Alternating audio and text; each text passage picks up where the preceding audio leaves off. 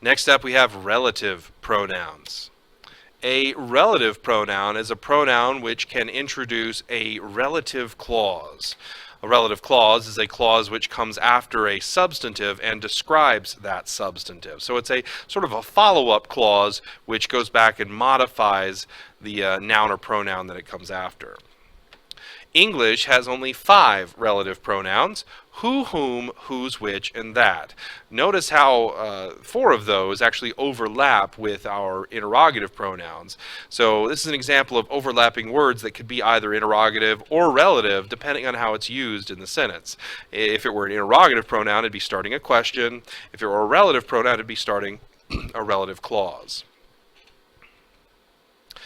The antecedents of relative pronouns are the substantives that are being described. Remember, a relative clause modifies a substantive, so the antecedent of a relative pronoun is that thing being described. For instance, the shoes that she wore were ruined in the rain.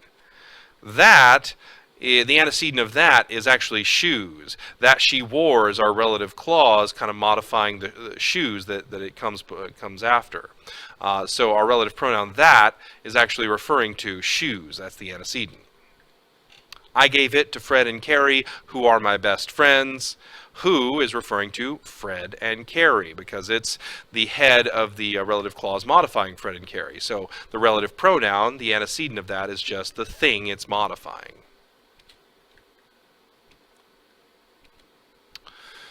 All relative pronouns have the same form, whether they are singular or plural in the sentence. The lady who made your dress is waiting outside. Here, we know the antecedent of who is lady because that's who this clause is modifying, who made your dress. Okay? And so lady is singular, so who is acting as a singular pronoun.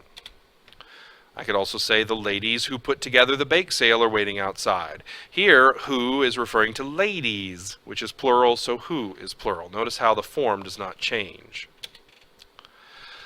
Different relative pronouns are used depending on what they are referring to and also on case. Remember case when we talked about that with personal pronouns. Here's a helpful chart that might help you distinguish some commonly confused relative pronouns. First of all, anytime you're referring to people, you're always going to use who, whom, or whose. Who is the subjective case, whom is the objective case, and whose is the possessive case. For instance, the boy who rang the bell, that's who because boy is subjective here. The boy whom we met, since boy is the object of the person that we are meeting, we would use whom, the objective case. And finally, whose, anytime it's possessive, the boy whose bike was stolen, whose is modifying bike, so we'd use the possessive case there. Anytime the antecedent are things, we want to use which or that, or whose. Which or that is either subjective or objective, it doesn't matter, they don't change forms. And once again, whose is your possessive relative pronoun for things.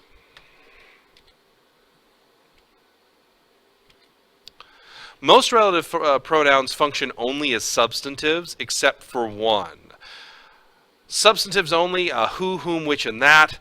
Attributive only are whose. There's really no dividing line if it's a relative pronoun. Yeah, the babysitter whom I paid to watch my daughter fell asleep on the job. Whom here is acting as a substantive. I could isolate just the relative clause, whom I paid to watch my daughter. Whom is standing alone as stuff, as a person. So it's a substantive. The student whose homework was late concocted an elaborate excuse. Here my relative pronoun whose is an attributive because it's specifying which homework. Whose is modifying homework. So whom here is standing alone.